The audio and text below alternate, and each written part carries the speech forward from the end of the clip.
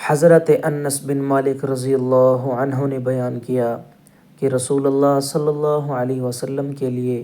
گھر میں پلی ہوئی ایک بکری کا دودھ دوہا گیا جو انس بن مالک رضی اللہ عنہ ہی کے گھر میں پلی تھی۔ پھر اس کے دودھ میں اس کنویں کا پانی ملا کر جو انس رضی اللہ عنہ کے گھر میں تھا، نبی کریم صلی اللہ علیہ وسلم کی خدمت میں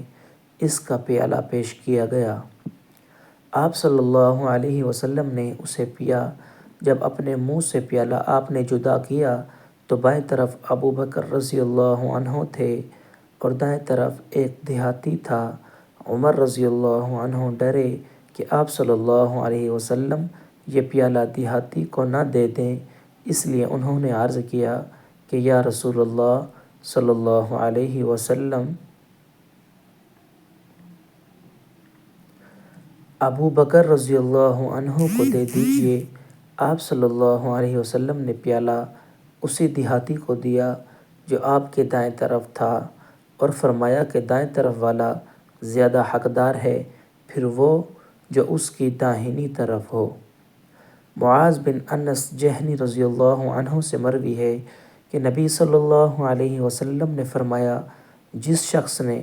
سورۃ الاخلاص 10 مرتبہ مکمل پڑھی تو اللہ تعالیٰ اس کے لیے جنت میں ایک محل تعمیر کر دے گا۔ عمر رضی اللہ عنہ نے کہا، اے اللہ کے رسول صلی اللہ علیہ وسلم، تب تو ہم بہت زیادہ محل حاصل کر لیں گے۔ آپ صلی اللہ علیہ وسلم نے فرمایا، اللہ تعالیٰ زیادہ عطا کرنے والا اور پاک ہے۔ حضرت ابو ہریرہ رضی اللہ عنہ نے بیان کیا کہ میں نے رسول اللہ صلی اللہ علیہ وسلم سے سنا، نبی کریم صلی اللہ علیہ وسلم نے فرمایا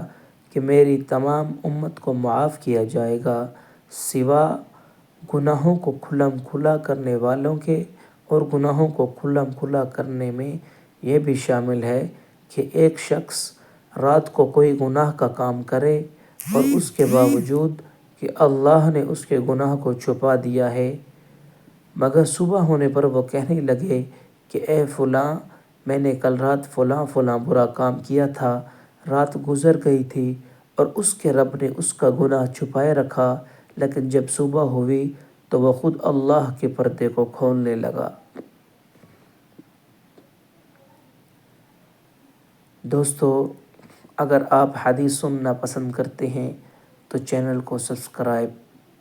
اور لائک ضرور کریں۔ شکریہ۔